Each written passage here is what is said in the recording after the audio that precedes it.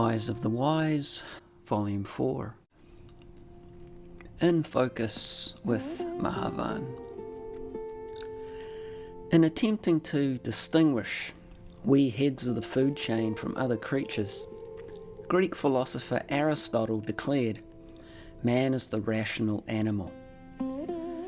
His assertion was based on an observation that human beings, unlike other species, have the capacity to understand abstract concepts, make long-term plans, and employ logic, reason, deliberation, and reflection.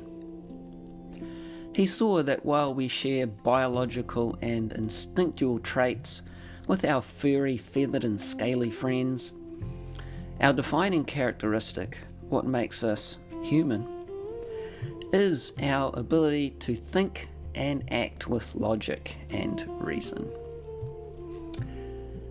Many years later, philosopher Bertrand Russell had a different observation. He said, man is a rational animal, so at least I've been told. Throughout a long life, I have looked diligently for evidence in favour of this statement, but so far, I have not had the good fortune to come across it.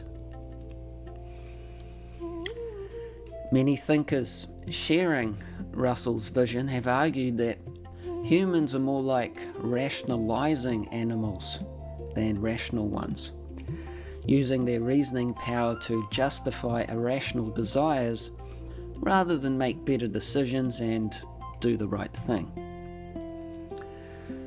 So what's the score? Are we, as a species, rational animals or irrational rationalizers? Is the power of reason really what distinguishes us from other species? And if so, what advantage might that give us? Bhagavad Gita explains that we have the capacity for both rationality and irrationality, although only those serious about enlightenment choose the rational option, illuminating the path to true pleasure. Expanding, the Gita explains that the human advantage, rationality, is a manifestation of advanced intelligence inherent in a human body, and is intended not to rationalize our animalness, but to assist us, the non-material self, in understanding and experiencing our natural happiness, pleasure that can't be experienced in any other life form, pleasure beyond time and space. While social psychologists dedicate years of study in the field of happiness research to universal phenomena like affective forecasting, which is the tendency to overestimate both the intensity and duration of our emotional reactions to future events, and the satisfaction treadmill, which is the tendency to quickly return to a baseline level of happiness or satisfaction after major positive or negative life events. Many freely admit they are also swayed by and succumb to these dynamics, acting contrary to their better judgment and scientifically documented research. Conversely, Bhagavad Gita describes those rare souls who have actually tasted true pleasure. Quote, the intelligent don't take part in the sources of misery which are due to contact with the material senses.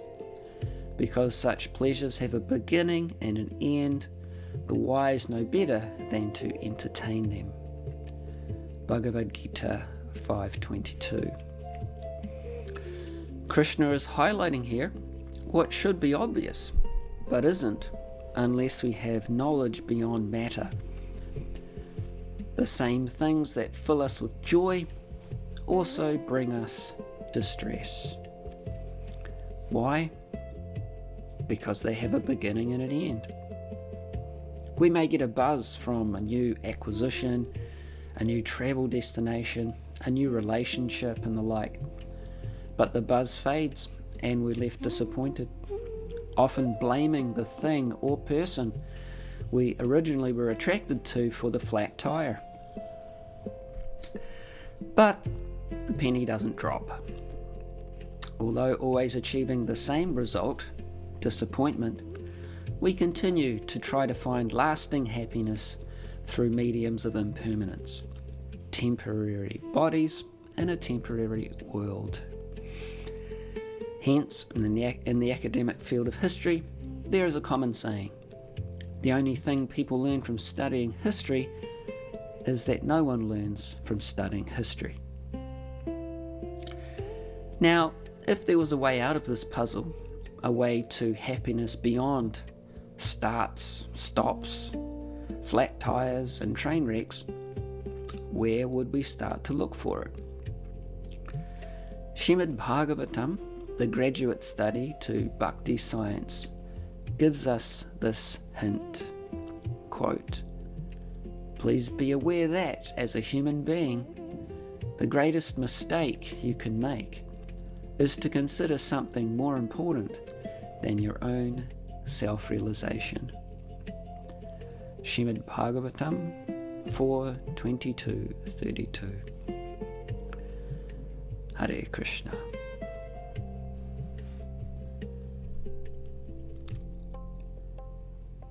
Here we are at Princess Bay, one of the south-facing bays here in Wellington.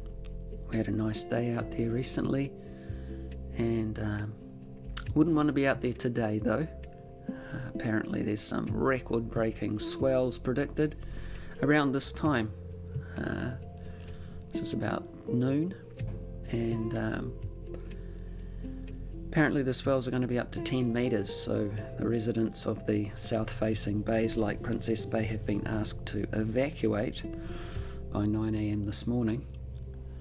But on this day, things were calm, and I happened upon this very peacefully sleeping seal. He was, or she was, extremely intent on staying asleep despite me inching closer and closer to get a photo. Every now and then he or she would open his eye and look at me, and the eye would gradually just droop and he would conk out again there. And you can see he's sleeping on the rocks. He's got a nice organic seaweed pillow there, and just looks happy as anything.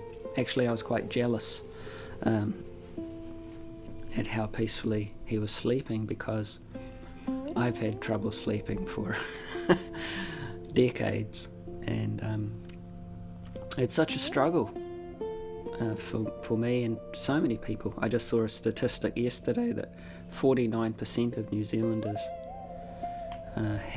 struggle to get more than 6 hours sleep a night. But you can see he's not struggling at all. So this causes me to question, how rational is the struggle for material happiness? In order to achieve material happiness, in order to enjoy, we have to control, and that's a struggle. And it's also the proof that we're trying for unnatural happiness, because as the Yoga Wisdom explains, by nature, as spiritual entities, we're actually composed of happiness. We don't have to struggle for it. Let's have a look at this text from the Srimad Bhagavatam, which I thought was appropriate for this image. Of all the living entities who have accepted material bodies in this world, one who has been awarded this human form should not work hard day and night simply for sense gratification, which is available even for dogs and hogs that eat stool.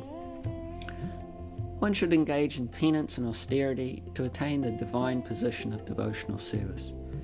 By such activity, one's heart is purified, and when one attains this position, he attains eternal blissful life, which is transcendental to material happiness and which continues forever.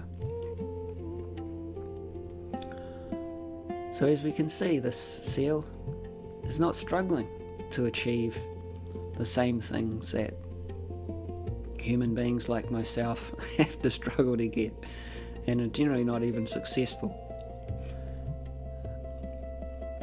Now, although our natural happiness is something we don't have to struggle for in our normal state, in our spiritually healthy state, because we're in this world, there are impediments. It's like if you're diseased, you know that I can only really be happy in my healthy condition. But in order to revive my health, there has to be generally some effort. So this text from the Srimad Bhagavatam is explaining that actually life in this world will always be a struggle. The question is, what should we struggle for? Should we struggle for the same things that the seals get without so much struggle?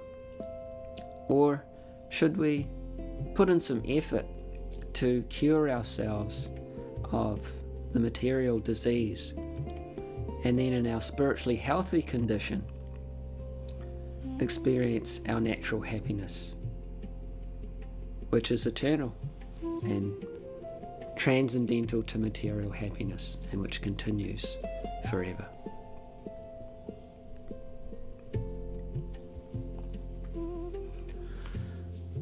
This picture was taken at the Central Fire Station, or just outside on the footpath, which is on Oriental Parade here in Wellington. We actually used to have an ashram that was part of this fire station building many years ago. They were renting out the back portion of the building to tenants. And in this text from the Bhagavad Gita 336, Arjuna is raising the alarm here. The rational animal alarm for Krishna to answer. Why do we act irrationally? Even though we have the capacity to act rationally, Arjuna had the same question, which in this text really hits the nail on the head regarding our existential shortcomings. Arjuna said, "O Krishna, by what is one impelled to destructive acts, even unwillingly, as if engaged by force?"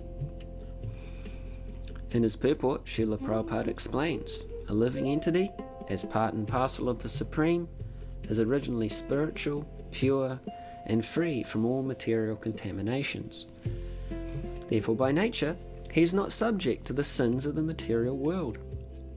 But when he is in contact with the material nature, he acts in many sinful ways without hesitation, and sometimes even against his will. As such, Arjuna's question to Krishna is very sanguine as to the perverted nature of the living entities. Although the living entity sometimes does not want to act in sin, he is still forced to act. Sinful actions are not, however, impelled by the supersoul within, but are due to another cause, as the Lord explains in the next verse. So let's hear Krishna's answer. By what is one impelled to destructive acts, even unwillingly, as if engaged by force? It is lust only, Arjuna, which is born of contact with the material mode of passion and later transformed into wrath, and which is the all-devouring, destructive enemy of this world. So this is Krishna's answer. Srila Prabhupada explains in his purport, when a living entity comes in contact with the material creation, his eternal love for Krishna is transformed into lust in association with the mode of passion. Or in other words, the sense of love of God becomes transformed into lust as milk in contact with sour tamarind is transformed into yogurt. Then again, when lust is unsatisfied, it turns into wrath. Wrath is transformed into illusion, and illusion continues the material existence. Therefore, lust is the greatest enemy of the living entity, and it is lust only which induces the pure living entity to remain entangled in the material world. Wrath is the manifestation of the mode of ignorance. These modes exhibit themselves as wrath and other corollaries. If, therefore, the mode of passion, instead of being degraded into the mode of ignorance, is elevated to the mode of goodness by the prescribed method of living and acting, then one can be saved from the degradation of wrath by spiritual attachment.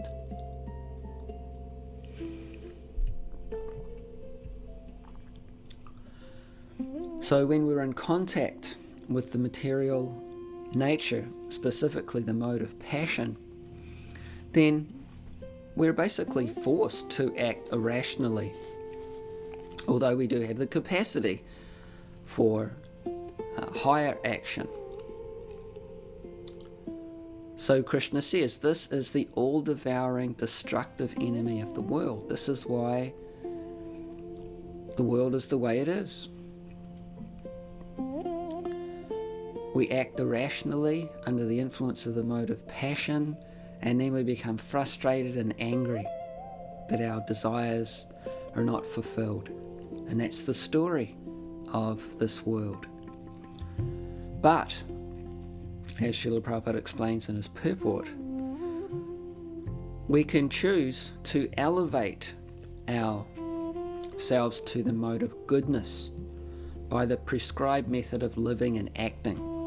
So he's not talking about some kind of belief, changing our religious belief. He's talking about changing our lifestyle to one in the mode of goodness. And then we can be saved from the degradation of wrath by spiritual attachment.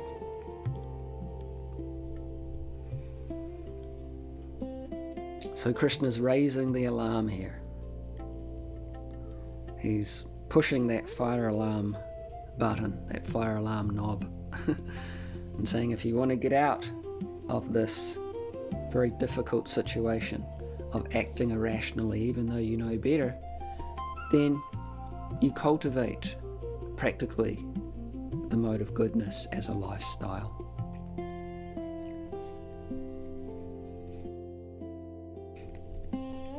And here we are in Turangi at the local basketball court. Not a place that we frequent very regularly, but recently Kadiravan and I drove from Wellington up to Auckland and then Whangarei to visit her family, and we stopped here at this local park in Turangi. It's near Taupo, and had a bit of a walk around, stretch the legs, get some fresh air after some hours of driving, and checked out the local basketball court.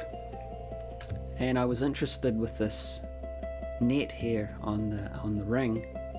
What is it? Basketball hoop, on the hoop. Sorry, my knowledge of basketball is not very extensive, but I was quite fascinated at how the net seemed to have really seen better days. And it caused me to think of how life can be like a game, or we could compare life to a game. And in that comparison, presumably, just like in any game, people are so fascinated with games today, whether it's individual sports like tennis or golf, or team sports like football or basketball. Presumably, we're all playing to win. Now, in ordinary sports and games, we know what constitutes a win. Generally, there's some kind of point system, and the person with the most points wins, or the team with the most points wins. But if we compare life to a game, what constitutes a win? I've heard one contemporary answer to this question is that one who dies with the most toys wins. Yoga wisdom wouldn't agree with that. let's check out this verse from the Srimad Bhagavatam, again from the 5th chapter of the 5th canto, from where our first quote was coming from.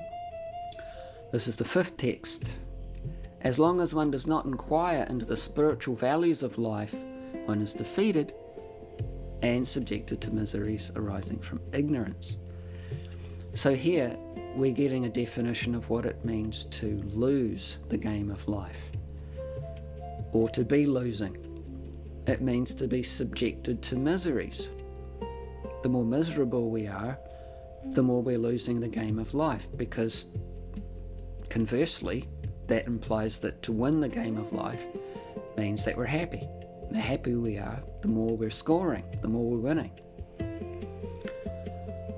So, if we can inquire about the spiritual values of life, then we can avoid this defeat of being subjected to miseries arising from ignorance.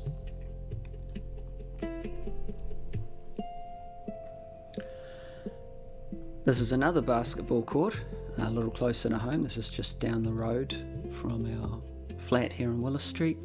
This is the court next to Arrow Park, which is a park that I walk to regularly, just to try and get some relief from being in the CBD. There's some nice big trees there.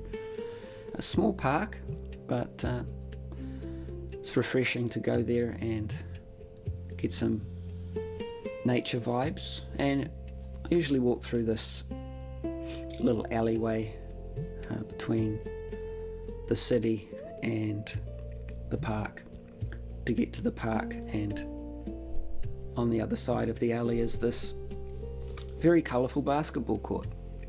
Always new graffiti and street art going up there. And this picture illustrates to me how to win the game of life, how to score. Looks like, again, I don't know a lot about basketball, but it looks to me like this gentleman is scoring. Looks like the ball's going through the hoop there, at least from a distance. So this reminded me of this text from the Bhagavad Gita 4:38. In this world there's nothing so sublime and pure as transcendental knowledge. Such knowledge is the mature fruit of all mysticism, and one who has become accomplished in the practice of bhakti yoga enjoys this knowledge within himself in due course of time. So scoring in the game of life, and indeed actually winning the game, means getting knowledge, getting pure transcendental knowledge, which is the mature fruit of all spiritual activities, and which one can enjoy within oneself if one becomes accomplished in the practice of bhakti yoga. That knowledge specifically is of three things: who we are beyond the body and mind, what the ultimate goal of life is, what are we actually supposed to be achieving in this human form of life, and how to actually achieve that goal.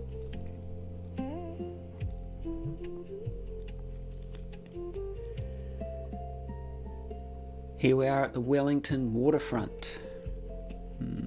Apparently it's a favourite spot for many local fishing enthusiasts, and I just happened to be going for a walk there one day and saw this scene. A gentleman, he's caught a starfish apparently, which is, I don't think that was his intention, to go fishing for starfish, and looks like he's chasing his buddy with the starfish. So this reminded me of this text from the Bhagavad Gita 13th chapter, text 21, which explains how nature is said to be the cause of all material causes and effects, whereas the living entity is the cause of the various sufferings and enjoyments in this world. So when we think of nature, we tend to think of oceans and mountains and rivers and sunsets and things. the Bhagavad Gita gives us quite a different vision of nature as the cause of all material causes and effects. And what does that mean? It means that material nature is the cause of so many different kinds of bodies, including the bodies of a starfish. The Yoga Wisdom explains there are 8,400,000 species of life. 400,000 of them are human-like forms.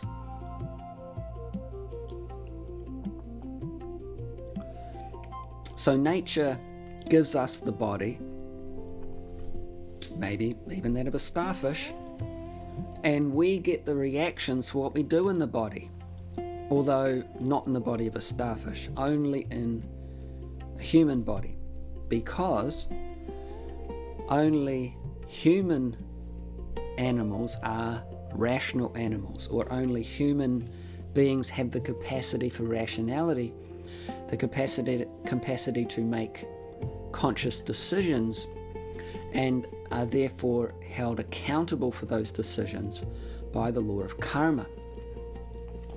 So again, nature gives us the body, specifically the human body, and we get the blame for what we do in that body.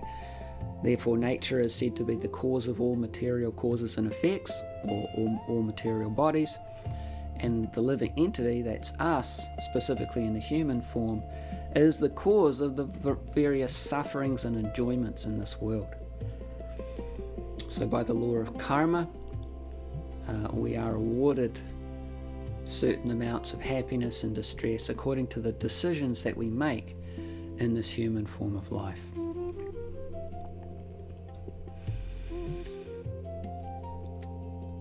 And here we are at another south-facing beach. This is Ophiro Bay, just near Princess Bay, maybe a 5-minute drive. Another starfish here. And the Bhagavad Gita in the next text from the previous slide elaborates or expands on this point of nature being the cause of all material bodies, and the living entity being the cause, specifically in the human form, of his own happiness and distress.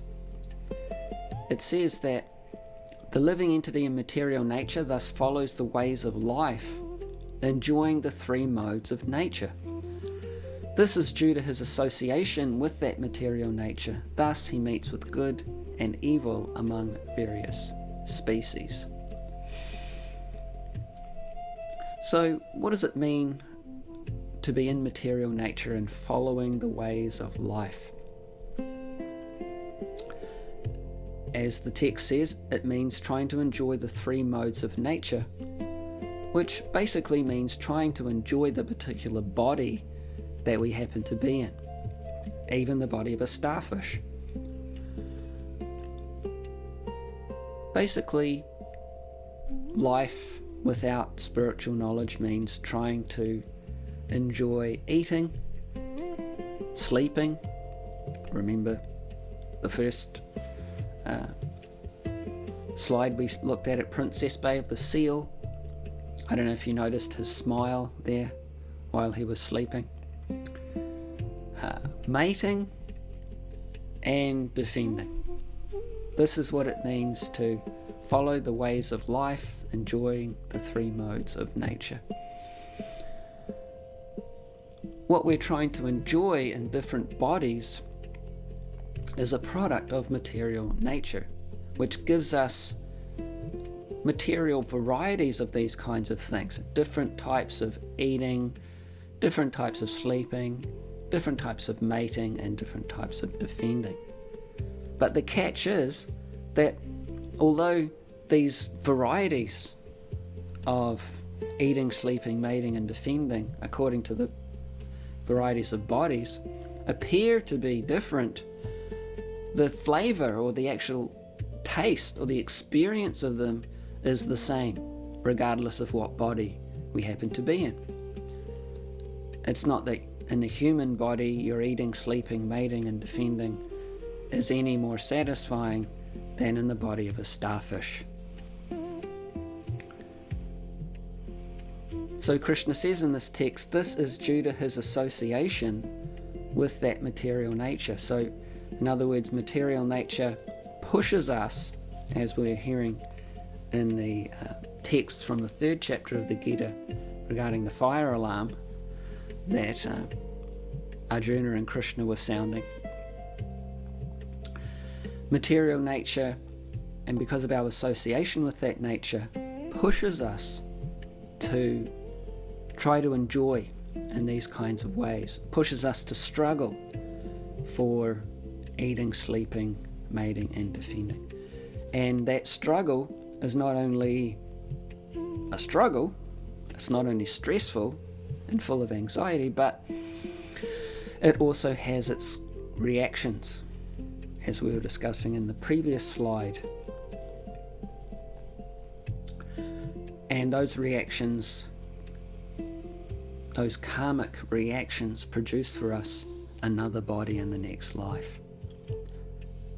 So Krishna ends this text by saying, thus he meets with good and evil among various species.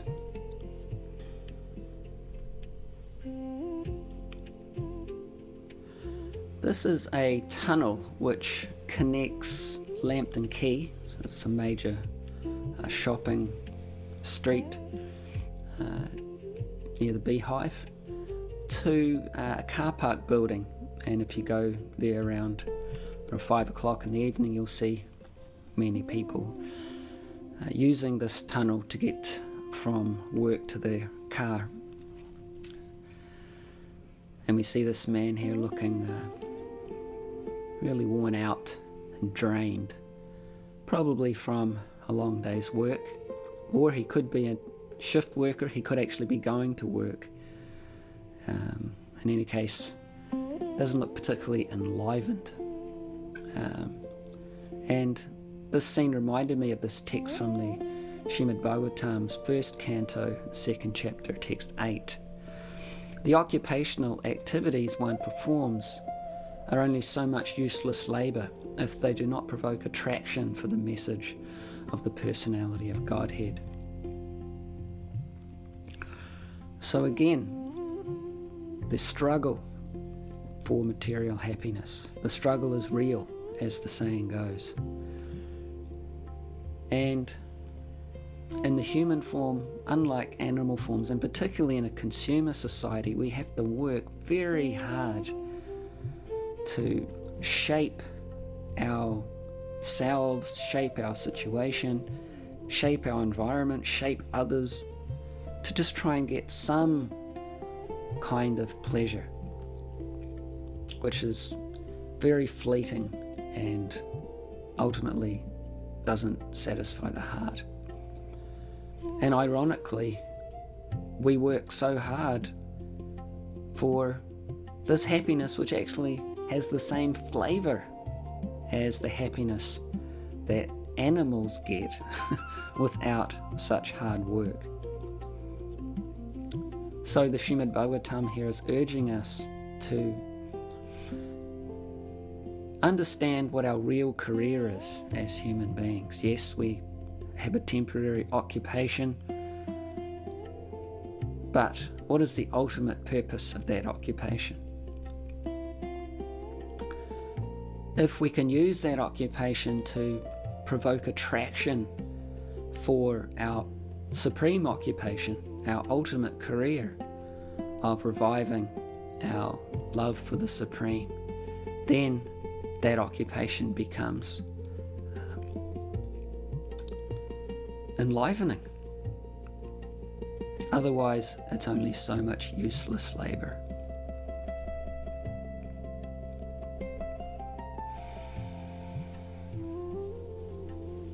So this is on Oriental Parade again, just next to the fire station. And I was walking there one day and there was this group of, I don't know if they're students, but maybe they're a little older than university students, sitting out on the porch in the sun in the afternoon, having a few drinks. And they put this sign out here, "You toot, we drink." So it seems like, I don't know, maybe they needed a bit of encouragement from the passers-by to engage in their recreation. So they were quite happy to have their picture taken at this particular point. I was actually on the other side of the road, so I'm quite a long way away from them, but still they all saw me, and as you can see, were happy to be photographed. So this reminded me of this text from the 18th chapter of the Bhagavad Gita.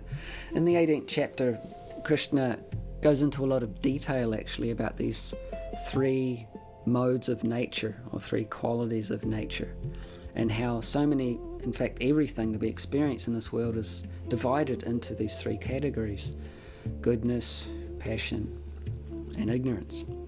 Even our happiness.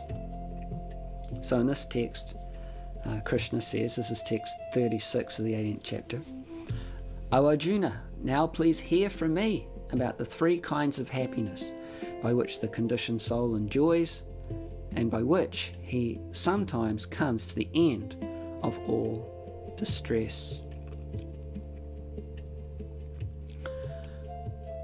So even our material happiness is divided into these three divisions. It's dictated to us according to our particular mode of nature, or the mode of nature we choose, whether it's happiness in the mode of goodness, happiness in the mode of passion, happiness in the mode of ignorance.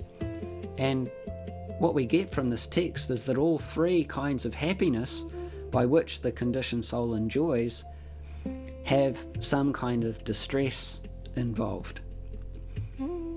In the mode of passion, which we heard about earlier, there's happiness at the beginning and then distress at the end.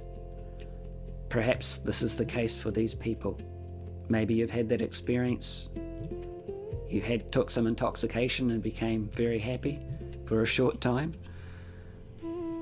But then, as time goes on, the happiness fades and you start getting a headache, you can vomit, all kinds of actions are performed under the influence of intoxication that we regret later on. We wake up the next day with a huge hangover or so many regrets. It's happiness in the mode of passion. It looks good at the beginning, but quickly it turns into distress. Then there's happiness in the mode of ignorance, which is basically distress from beginning to end. Somehow or other, some people call that experience a type of happiness, even though it's distress from beginning to end. And then there's happiness in the mode of goodness, which also has distress involved, but that distress is at the beginning, and then the happiness is at the end. That's specifically relating to, as we alluded to earlier, regarding the seal picture. It's like if you're diseased, you have to put in some effort. There may be some difficulty in regaining your health, but then when you're healthy, then you can actually enjoy yourself. So similarly, in the attempt or the effort to be Krishna conscious, to be self-realized, there is some difficulty at the beginning because we're not acclimatized to a regulated life. So there is some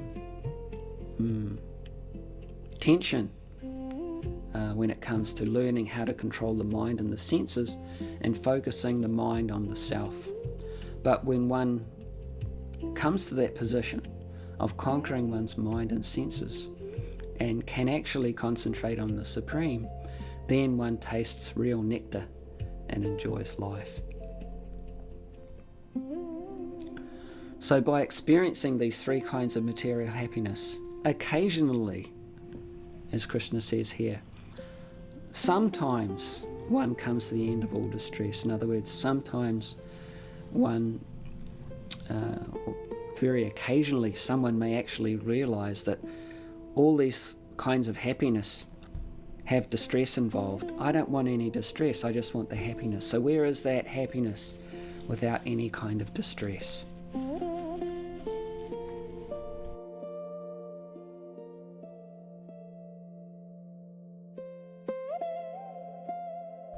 Here we are back at the Arrow Street, or the Arrow Valley Park basketball court. And here we're in the slow zone.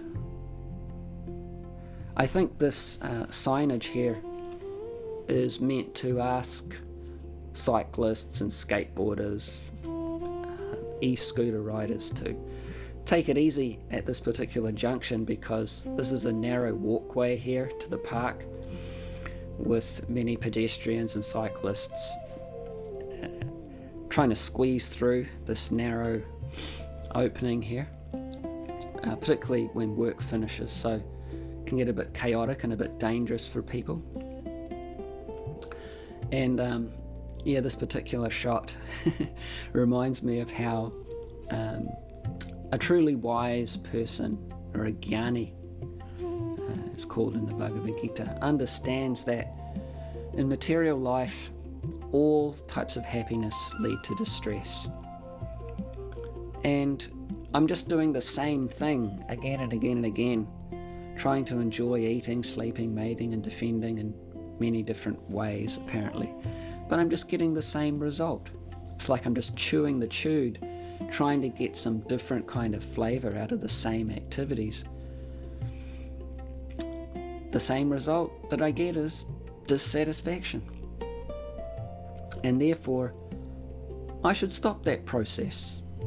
I should try for liberation or freedom from chewing that which has already been chewed for so many births.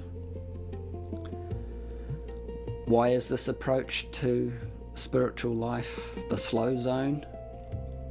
Because as Krishna says here in this verse from the Bhagavad Gita 7:19,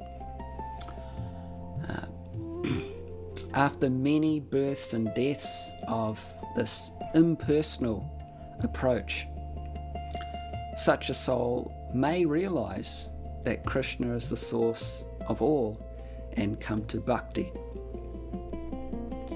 This impersonal process of self-realization is very, very slow. It can take many, many births to actually achieve the result of liberation, merging into the impersonal Brahman, the impersonal oneness.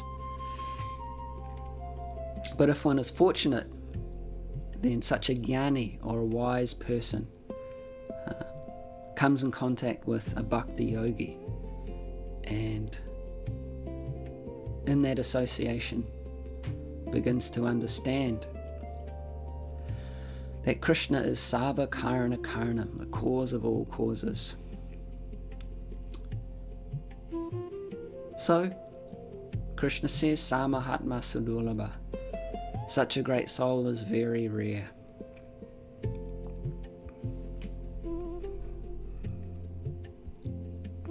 Here's Srila Prabhupada's commentary on that text.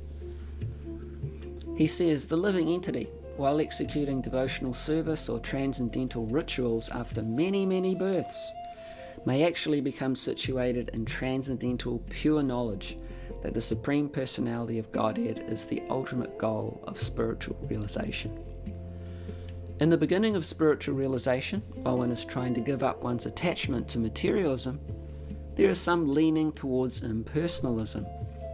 But when one is further advanced, he can understand that there are activities in the spiritual life and that these activities constitute devotional service.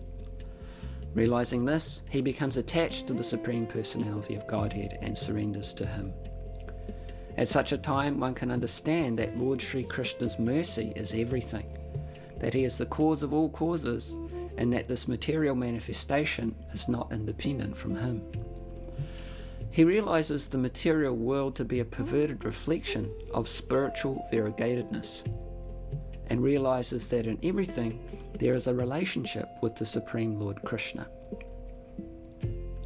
Thus he thinks of everything in relation to Vasudeva or Sri Krishna. Such a universal vision of Vasudeva precipitates one's full surrender to the Supreme Lord Krishna as the highest goal. Such surrendered great souls are very rare.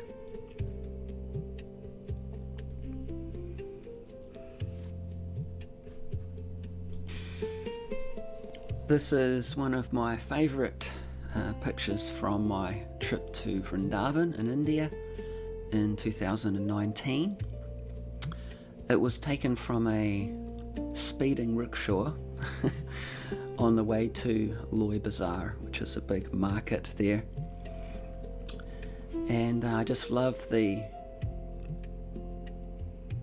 way that this gentleman looks so relaxed and peaceful there, sitting in his rickshaw. He's obviously a rickshaw driver. It might be quite hard for us to face the facts that happiness is really our greatest head scratcher today, particularly in the Western world. Does more work really equal more happiness?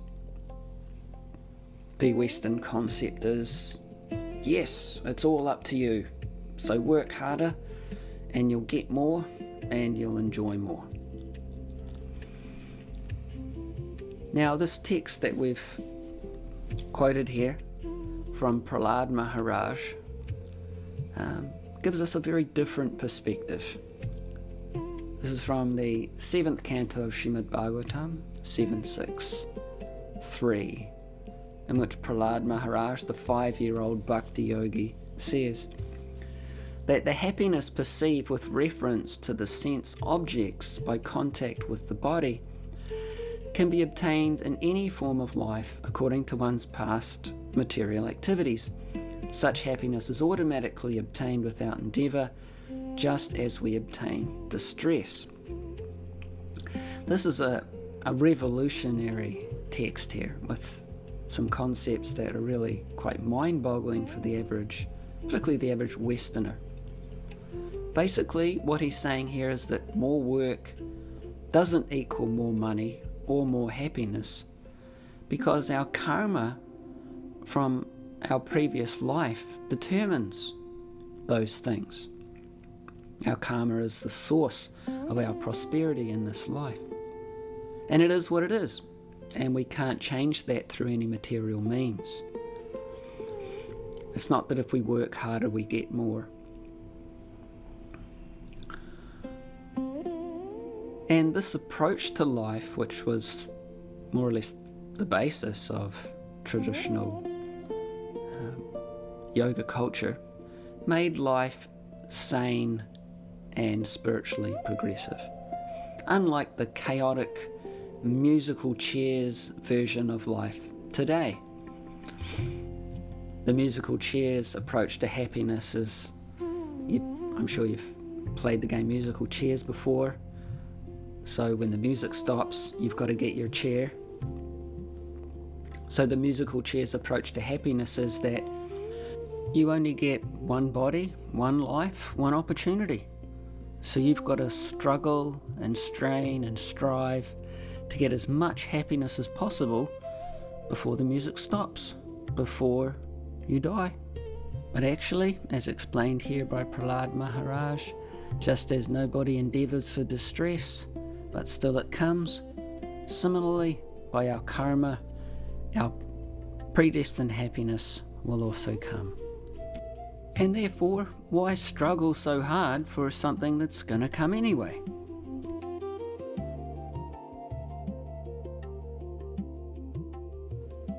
This is a beautiful big tree at Western Springs Park in Auckland. I hadn't been there before.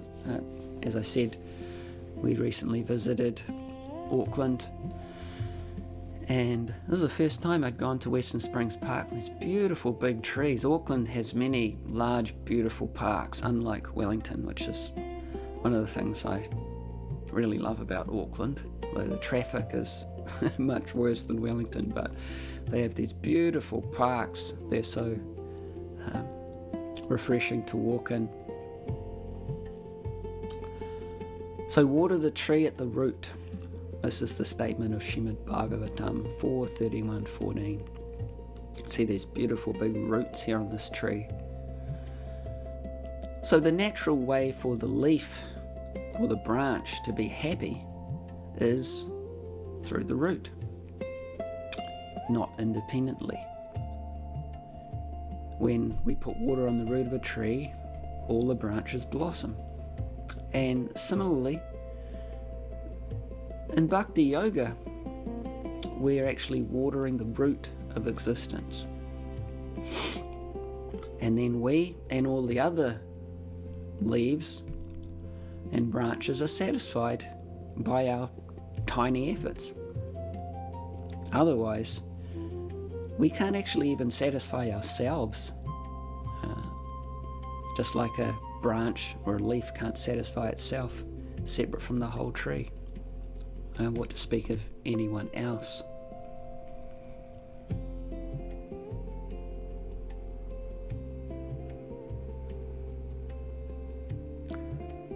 This picture was taken at New Gupta Vraj, or Hidden Groves, our rural property in Kapiti. It's a branch of a native kauri tree. They're very beautiful trees. This one just naturally broken off. So in the material world in general, and acutely in this age of Kali, we've forgotten that we're parts of a whole, and we're like disconnected leaves or branches trying to drink water separate from the tree. And then we wonder why we're not happy. And scientists and social psychologists have to spend years and decades with so-called happiness research trying to figure out, why aren't people happy? Krishna explains here in the 15th chapter of the Bhagavad Gita, text 7, the living entities in this conditioned world are my eternal fragmental parts. Due to conditioned life, they are struggling very hard with the six senses, which include the mind. So we're all, by nature, parts and parcels of Krishna, just like the branch is by nature part and parcel of the tree. Due to conditioned life, though, we imagine that we have a separate identity. And therefore we're struggling very hard with our six senses and our mind to shape the world, shape our environment so that we can enjoy. It's like a branch trying to drink water separate from the root of the tree. So bhakti is the process of watering the tree at the root, and then all the branches blossom.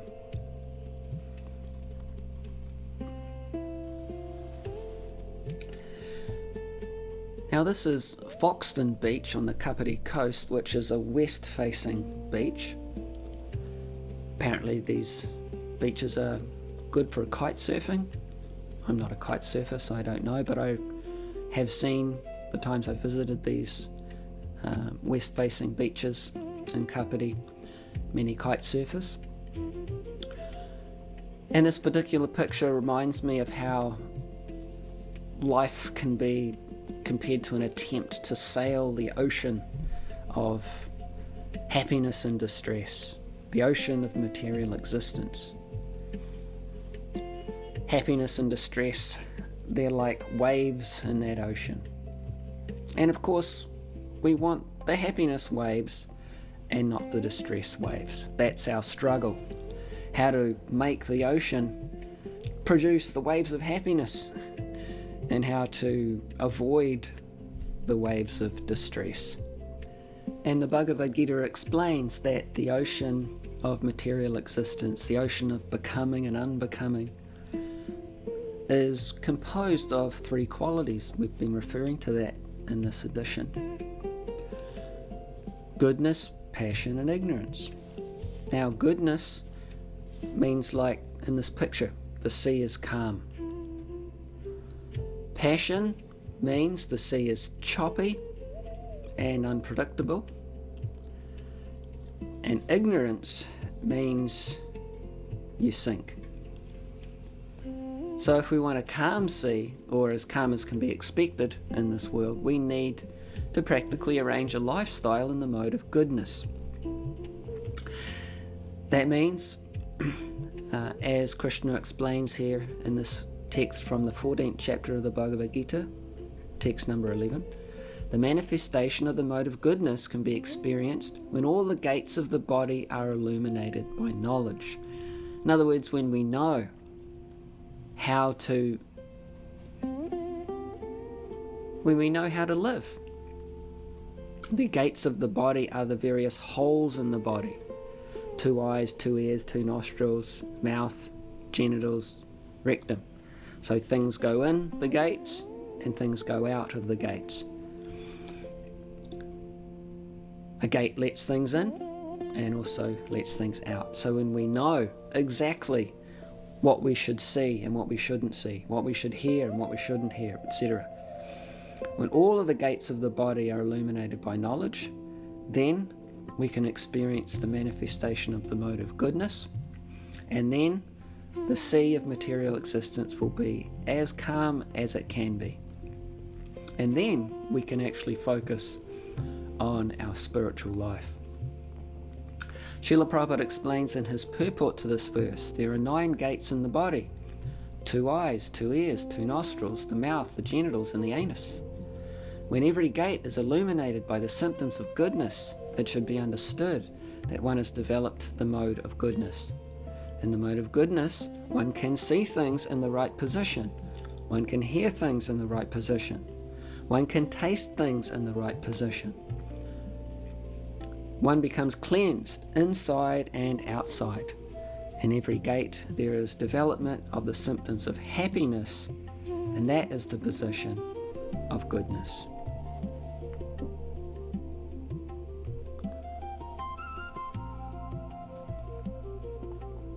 And this shot was taken just after the last one. And to me it illustrates how Bhakti Yoga has the power to elevate us beyond even the material mode of goodness, beyond the calm sea of the material world, into the spiritual sky. So this particular shot reminded me of this famous text from Bhagavad Gita 14:26, where Krishna says, one who engages in full devotional service, unfailing in all circumstances, at once transcends the modes of material nature and thus comes to the spiritual platform. In his purport, Srila Prabhupada explains, this verse is a reply to Arjuna's third question. What is the means of attaining to the transcendental position? As explained before, the material world is acting under the spell of the modes of material nature. One should not be disturbed by the activities of the modes of nature. Instead of putting his consciousness into such activities, he may transfer his consciousness to Krishna activities. Krishna activities are known as Bhakti Yoga, always acting for Krishna. One who is engaged in the service of any of the forms of Krishna or of his plenary expansions is considered to be transcendently situated. So, if one engages himself in the service of Krishna or his plenary expansions with unfailing determination, although these modes of material nature are very difficult to overcome, one can overcome them easily. This has already been explained in the 7th chapter. One who surrenders unto Krishna at once surmounts the influence of the modes of material nature.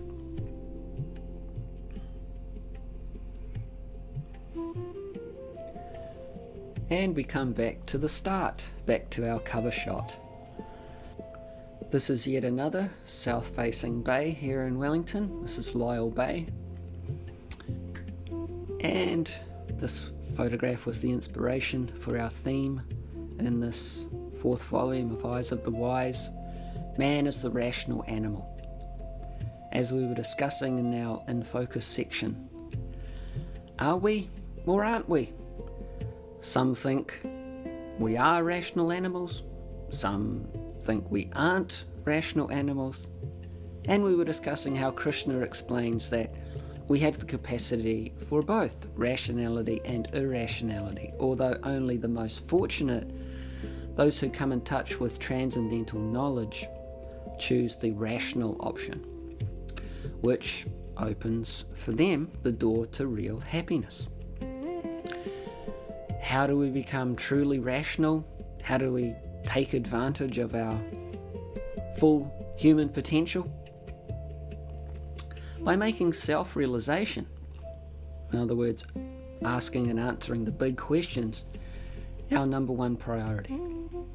And therefore, the Srimad Bhagavatam strongly urges us to avoid making the greatest mistake of human life, which means to think there's something more important than our uniquely human career of self-realization. Here, Srila Prabhupada comments on this text from the Srimad Bhagavatam, which explains that greatest mistake and urges us to avoid it at all costs. He says, human life is especially meant for self-realization.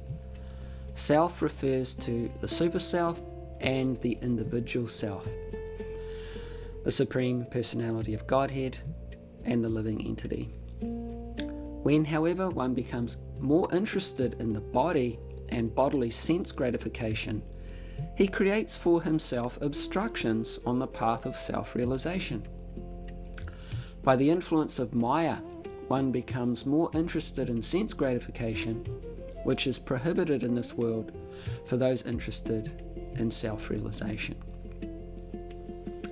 Instead of becoming interested in sense gratification, one should divert his activities to satisfying the senses of the Supreme Soul.